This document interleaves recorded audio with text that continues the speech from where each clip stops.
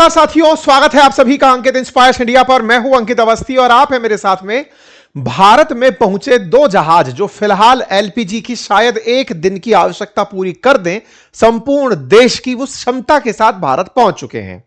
भारत के अंदर एलपीजी लेकर के हमारा जो शिवालिक नाम का जहाज है वो 46,000 metric ton liquefied petroleum gas LPG लेकर पर्शियन गल्फ से गुजरात के मुद्रा पोर्ट पहुंच चुका है।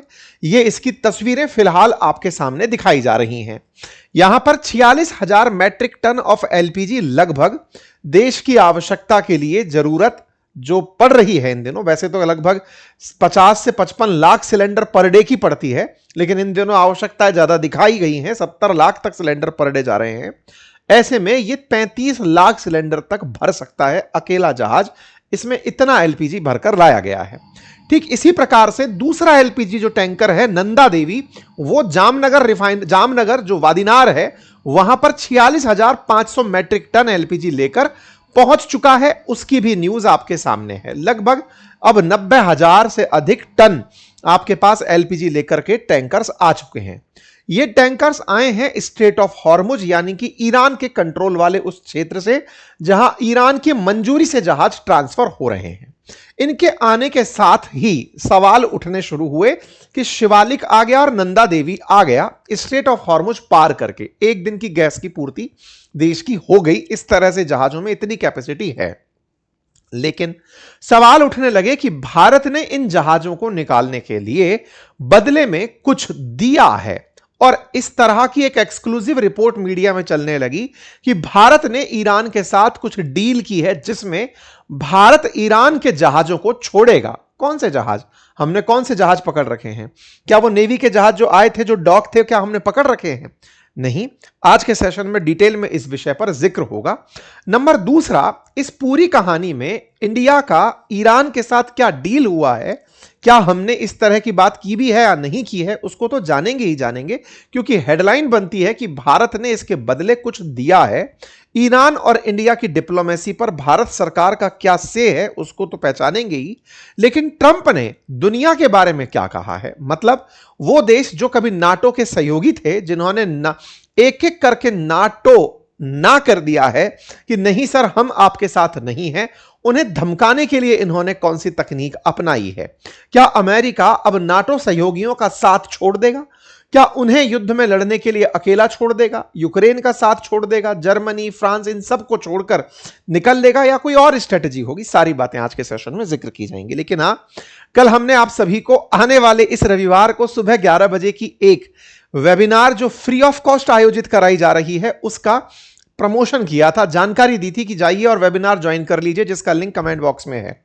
हमने अनाउंसमेंट किया और वेबिनार के लिए जितनी भी कम्युनिटी बनाई गई हमने, वो सारी की सारी फिल होती चली गई, और आपका नंबर शायद किसी ना किसी कम्युनिटी में आया होगा। और कम्युनिटीज जो लिंक कमेंट बॉक्स में पिन है ज्वाइन करने का, वो हमने अभी भी आपके लिए रखा हुआ है, आप जाकर ज्वाइन कर सकते हैं, और उसके लिए लिंक कमेंट बॉक्स में पिन है। इस वेबिनार का उद्देश्य आपको एआई के यूजेस सिखाना, एआई से कैसे साइड इनकम जनरेट की जा सकती है, काम में आप कैसे एआई को यूज ले सकते हैं, कई ऐसे अच्छे एप्लीकेशन जो आपके लिए यूजफुल हो सकते हैं, उनको एक वेबिनार में डिस्कस किया जाएगा। लेकिन इसमें जिस तरह से हमारे साथ लोग जुड़ते चले जा रहे हैं, तो उसमें थोड़ा प्रबंधन दिक्कत हो सकती है, तो थोड़ा पेशेंस रखें आप ज्वाइन करते समय। बीच में कल खूब सारे कमेंट बॉक्स में कमेंट इस बात के लिए थे कि सर कम्युनिटी फुल हो गई, हम ज्वाइन नहीं कर पा रहे। तो रात को जब आप वीडियो देख रहे होते हैं, कई बार ऐसा होता है कि उस समय टीम सक्रिय नहीं होती और वो चीज छूट जाती है। हमने अर्ली मॉर्निंग वो व्यवस्था कर दी थी, आप उन्हें ट्राई कर सकते थे। ठीक है साहब, चलिए आगे बढ़ते हैं।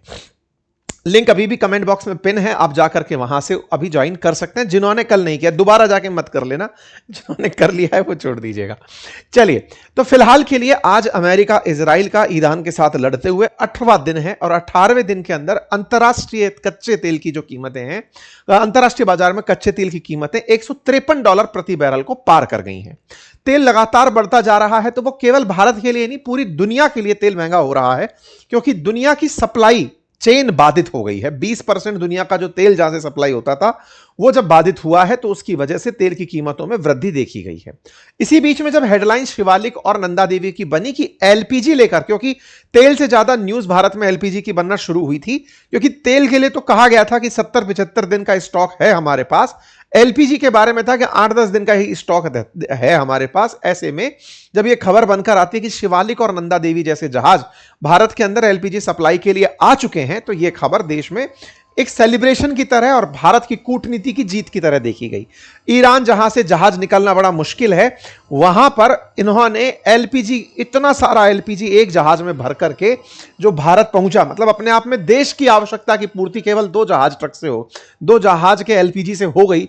इससे आप अंदाजा लगा सकते हैं, मतलब एक दिन का पूरा आवश्यकता ही पूरी कर सकते हैं, इतना तेल लेकर के मतलब एलपीजी लेकर के ये जहाज पहुंचे हैं। ठीक है साहब, ये न्यूज बनती है, इसके ऊपर जानकारी बाहर आती है और फिर एक जानकारी बाहर आती है कि अभी और भी आने वाले समय में हमारे क्रूड ऑयल के टैंकर्स आ रहे हैं, जिनमें से जग लाड़की नाम का जो हमारा जहाज है, जिसमें 81,000 टन क्रूड ऑयल है, वो भी अब इस रास्ते से होकर आ रहा है।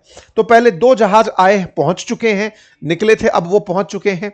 अब एक और जहाज निकल रहा है वहां से और वो भारत पहुंचेगा, उसमें 81,000 टन क्रूड ऑयल है। तो ये भारत की एक तरीके की तारीफ हुई कि साहब इंडिया ने सिक्योर तरीके से उस क्षेत्र में जहां से दुनिया का कोई जहाज नहीं निकल पा रहा है, अपने जहाज निकाल लिए। एक न्यूज और निकल कर आई कि भारत ने अपने लड़ाकू जहाज भी वहां भेज रखे हैं, यानी कि भारत की जो नेवी है उसने जहाजों को गल्फ ऑफ आदेन में खड़ा कर रखा है।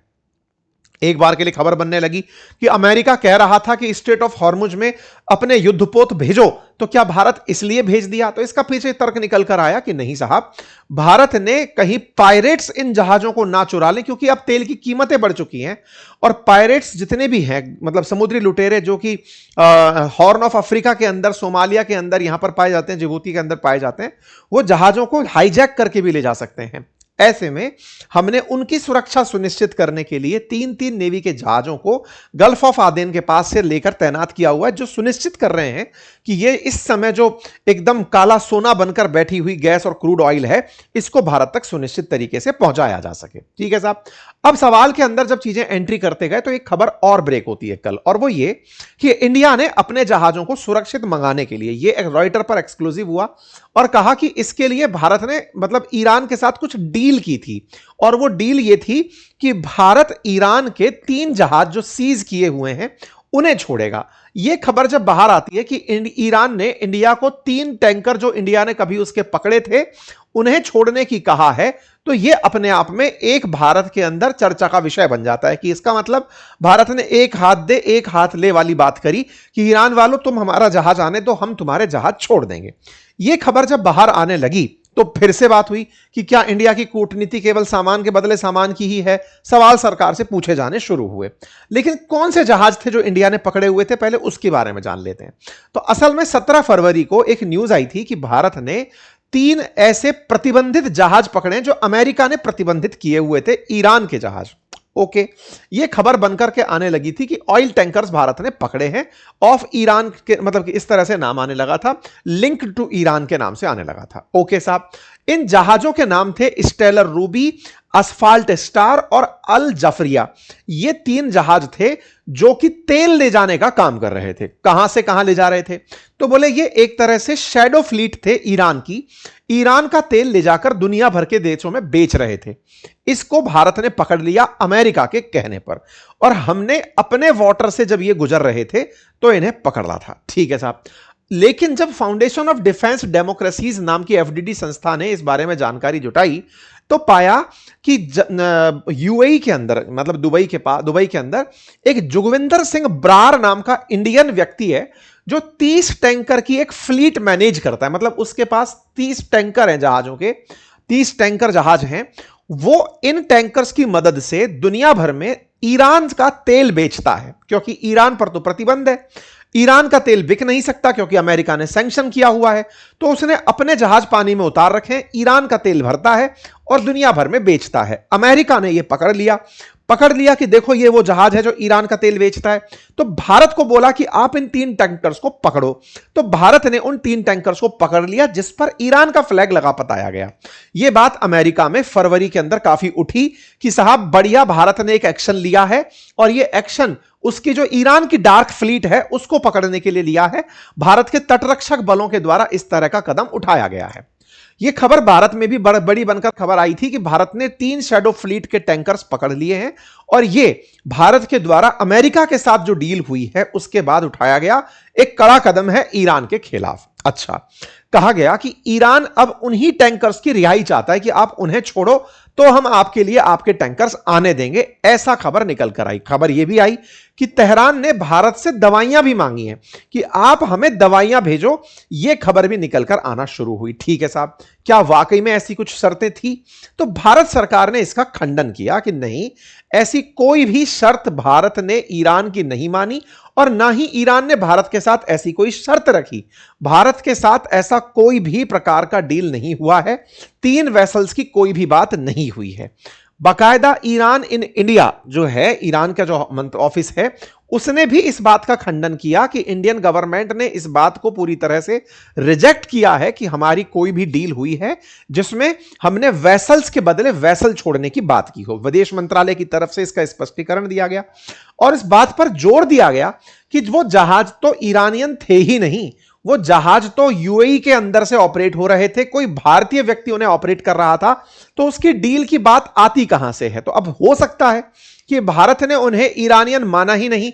जब माना ही नहीं तो फिर ईरान के जहाज के नाम पर अगर छोड़ भी दिया उन्हें, तो वो तो भारत की कंपनी के जहाज थे, भारत ने छोड़ दिए, तो ईरान का कोई दबाव भी नहीं हुआ। जो भी है, कुल मिलाकर के हमने इसका ऑफिशियली खंडन कर दिया। लेकिन विदेश मंत्री इन दिनों यूरोप की यात्रा पर हैं और हमेशा की तरह जब विदेश मंत्री कूटनीतिक दबाव को मैनेज कर जाते हैं तब उनकी चर्चाएं फिर से होने लगती हैं।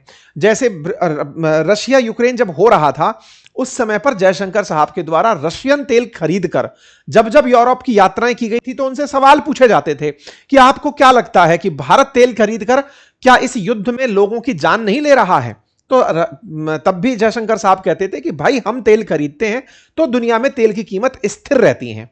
एस जयशंकर साहब इस बार भी हैं वहां पर, तो फिर भी इनसे यही सवाल होने थे कि साहब क्या आपको नहीं लगता भारत फिर से स्ट्रेट ऑफ हॉर्मुज से तेल आने देकर ईरान को मजबूत कर रहा है? क्या ईरान की पावर को भारत नहीं मान रहा है? क्या भारत अमेरिका के आह्वान की जगह ईरान के साथ चला गया है क्या? ये सवाल होने थे।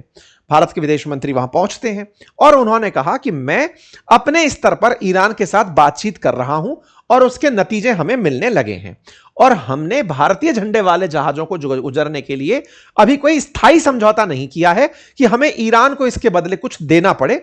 हम अपनी तरफ से अपने काम को कर रहे हैं। आपने इस जानकारी को यहां पर साझा किया और कहा कि आप यह ना समझे कि भारत ही है जो केवल उनके साथ बातचीत कर रहा है।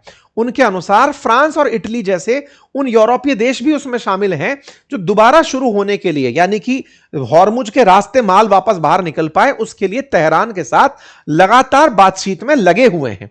तो जयशंकर साहब ने ब्रसेल्स में इस बात को कहा, बेल्जियम की राजधानी में यूरोपियन यूनियन के साथ बातचीत करते समय, कि तमाम नेताओं के साथ बातचीत करते समय यह कहा कि आप फिर से यह मत कहिएगा हम बातचीत में लगे हैं, हम अपना तेल वहां से निकलवा के लाने में कामयाब हुए हैं। और केवल हम ही नहीं, आप में से भी बहुत सारे देश ऐसे हैं जो ईरान के साथ बातचीत में लगे हुए हैं। तो भारत पर इसका दबाव ना बनाया जाए। ठीक है साहब, तो साहब भारत की तरफ से यहां पर बातचीत रख दी गई। लेकिन एक बड़ी बातचीत यहां पर यह हुई कि जो फिनलैंड के प्रेसिडेंट हैं, जो अभी रायसीना डायलॉग में आए भी थे एज ए स्पीकर, उन्होंने अपनी तरफ से कहा कि इसके अंदर अब युद्ध विराम होना चाहिए और युद्ध विराम में भारत भूमिका निभा सकता है। मतलब यूरोप अब भारत को मध्यस्थ के रूप में देख रहा है। और वो बकायदा जयशंकर साहब का नाम उन्होंने इस बात के लिए लिया कि जब जयशंकर साहब ने इस पूरी स्थिति में भारत के विदेश मंत्रालय ने अपने जहाज वहां से पार करवा लिए, इसका मतलब भारत अमेरिका से रशियन तेल खरीदने के लिए मनवा लिया और दूसरा ईरान से अपने जहाज निकलवा लिया। दोनों के साथ भारत पार्टी नहीं, दोनों के साथ भारत के संबंध अच्छे, तो भारत को मध्यस्थ बनना चाहिए इस युद्ध को रुकवाने में। कौन कह रहा है? फिनलैंड के प्रेसिडेंट के द्वारा यह बात यहां पर रखी गई। ठीक है साहब, तो जहां तक रही बात इसकी कि दुनिया कैसे ले रही है, वो हमने बता दिया। क्या भारत ने शर्तें मानी? ऐसा कोई बात नहीं था। क्या भारत ने अपने नेवी के जहाज भेजे? तो उसका जवाब यह था कि भारत अपने ऑयल टैंकर्स, गैस टैंकर्स, स्वाभाविक सी बात है ना, इतनी मेहनत से आप कूटनीति से लगाकर ला रहे हो, उधर से समुद्री लुटेरे आए और इन जहाजों पर बैठे हुए जो हमारे नाविक हैं उनको बंधक बनाकर और जहाज को मोड़ के अपनी तरफ ले जाएं, तो फिर एक अलग युद्ध लड़ना पड़े कि साहब हमारा जहाज छोड़ दो। तो ऐसे में भारत ने गल्फ ऑफ मतलब आदेन के अंदर अपनी तरफ से ऑपरेशन संकल्प को चलाते हुए ये तमाम कार्यों को किया हुआ है। ठीक है साहब, सुरक्षित किया हुआ है। और भारत लगातार अपने जो लोग फंसे हुए हैं इन पश्चिम एशिया के देशों में उनको लगातार निकालने के प्रयास में लगा हुआ है। विदेश मंत्रालय की तरफ से इन बातों को कहा गया। विदेश मंत्रालय ने यह भी कहा कि हम अपने सिटीजन्स को जो ईरान के साथ बॉर्डर पर टच हैं, अर्मेनिया, अजरबैजान में, उन्हें निकालने का लगातार प्रयास कर रहे हैं। ये तो रहे तेल समाचार। अब इनके समाचार यानी ट्रंप समाचार भी जान लीजिए। ट्रंप समाचार ये है कि युद्ध का चूंकि 18वां दिन चल रहा है और अमेरिका लगभग फंस चुका है, तो ट्रंप कल अपीयर हुए थे। कल हमने जानकारी भी दी थी कि साहब ट्रंप ने खुद दुनिया भर के देशों से हेल्प मांगी है, कोई हेल्प देने नहीं आ रहा है। कल भी मैंने ये सेशन किया था कि कनाडा मना कर चुका है, नाटो कंट्रीज मना कर चुके हैं। तो ट्रंप इस बात पर प्रतिक्रिया देने बाहर आए थे। उनसे पूछा गया कि साहब क्या ये जंग 1-2 हफ्ते में खत्म हो सकती है क्या? ये तमाम प्रकार के प्रश्न थे। तो उन्होंने कहा कि जल्द ही खत्म होगी, लेकिन कितना समय लगेगा ये तो नहीं पता। लेकिन उनका कहना है कि उन्हें इस बड़े बड़े विशेषज्ञों में से किसी ने यह नहीं सोचा था कि ईरान उन देशों पर हमला करेगा जो युद्ध में शरीक नहीं है। कुल मिलाकर के ये फिर से उन पश्चिम एशिया के देश कतर, बहरीन, कुवैत, ओमान, इन सबको उकसाने का प्रयास कर रहे थे, यूएई, सऊदी, कि तुम काहे नहीं मारते? मैंने तो युद्ध इसलिए शुरू करवाया था कि एक बार तुम लोगों पर जब गोले आके गिरने शुरू होंगे, तुम खुद की सुरक्षा के लिए ईरान को मारने निकलोगे। तुम नहीं निकल रहे, इस बात का इन्हें दुख है। ट्रंप अपनी तरफ से खूब भड़ास निकले। इनसे पूछा गया कि सर आपको लगता है कि युद्ध खत्म हो जाएगा इस हफ्ते? बोले सोचता हूं, पर पता नहीं कि कब खत्म होगा। बड़ी ही अनसर्टेनिटी की स्थिति में थे। एक बड़ा ही बचकाना बयान दिया। इन्होंने कहा कि मैंने अपने कई फॉर्मर प्रेसिडेंट्स से बात की। उन्होंने कहा कि वाह ट्रंप, तुमने वो कर दिखाया जो हम करना चाहते थे। क्या करना चाहते थे? अमेरिका ईरान पर गोला मारना चाहता था। मुझे तारीफ मिली तो लोगों ने पूछा सर किसने करी? बाइडेन ने करी, बुश ने करी, क्लिंटन ने करी, ओबामा ने करी, किसने? बोले नहीं नहीं, नाम नहीं बताऊंगा। तो ये खुद की मर्जी से न्यूज बनाए कि मुझे पूर्व राष्ट्रपतियों ने शाबाशी दी है, लेकिन ऐसा कुछ निकलकर नहीं आया। सवाल पूछे गए लेकिन इन सभी चीजों के अंदर मना होता गया। कोई बात नहीं साहब। इन्होंने कहा कि मैं मानता हूं कि मैंने बहुत पहले ही कहा था कि ओसामा बिन लादेन एक बार अमेरिका पर हमला करेगा। मुझे पता था कि स्ट्रेट ऑफ हॉर्मुज को ये लोग वेपन बनाएंगे। ये लोग बड़े इंटेलिजेंट हैं, इन लोगों का आईक्यू बहुत अच्छा है।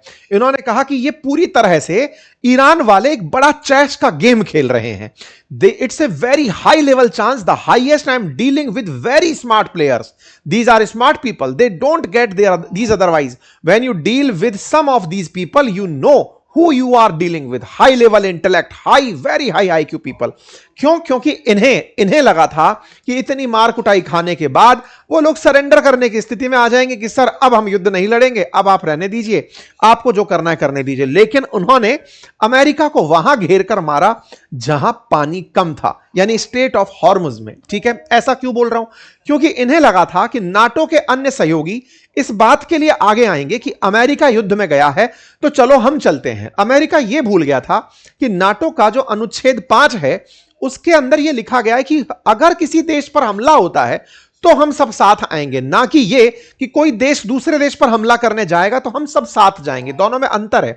ट्रंप इस गलतफहमी में रह गए तो इन्होंने नाटो की दुहाई दे डाली और इन्होंने कहा कि दुनिया के देशों ने, नाटो के कंट्रीज ने जो इतनी कम सहयोग देकर के नाटो को सरवाइव करा रहे हैं, अमेरिका ट्रिलियंस ऑफ डॉलर खर्च करता है। मैं तो पहले कहता ही था कि एक दिन अमेरिका को यह सोचने पर विवश होना पड़ेगा कि नाटो में अमेरिका औरों की मदद करता है या अमेरिका की ये लोग मदद करते हैं। मैंने दिखा दिया कि अमेरिका की कोई मदद नहीं करता।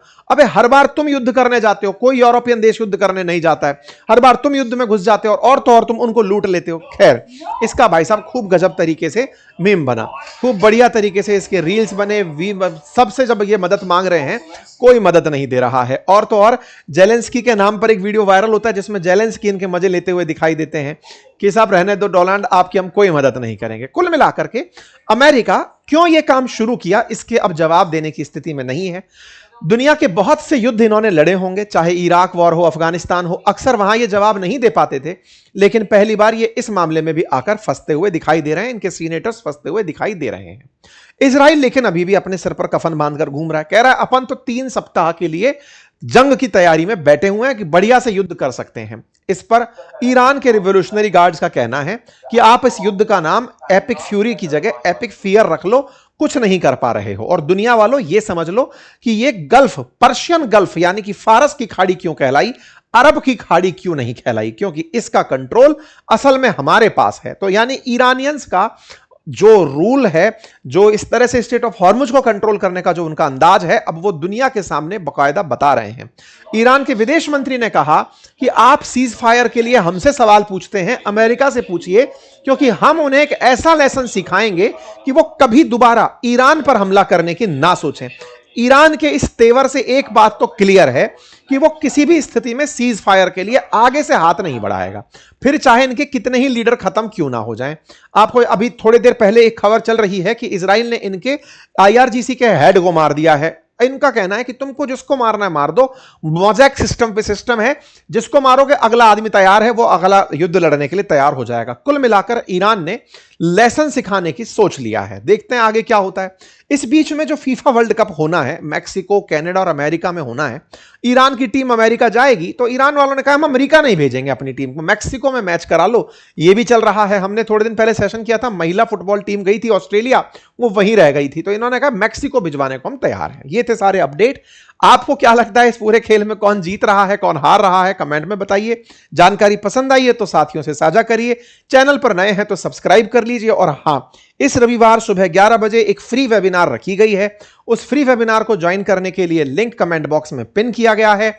कम्युनिटी लगातार हमारी जो क्योंकि लिंक जब ज्वाइन करोगे तो आपको एक व्हाट्सएप कम्युनिटी पर जोड़ने के लिए कहा जाएगा। आप जब उसको क्लिक करके ज्वाइन करेंगे, अगर आप नहीं कर पा रहे हैं बाय एनी चांस, तो प्रतीक्षा करें, कल फिर से ट्राई कर लीजिएगा। कम्युनिटीज लगातार भरती जा रही हैं। आपको क्लास का लिंक उन कम्युनिटीज में दे दिया जाएगा। आप तब जाकर रविवार के दिन ऑटोमेटिक दिए गए इंस्ट्रक्शन को फॉलो करते हुए उन क्लासेस को ज्वाइन कर पाएंगे। ठीक है साहब, बहुत बहुत धन्यवाद। अपना ख्याल रखें।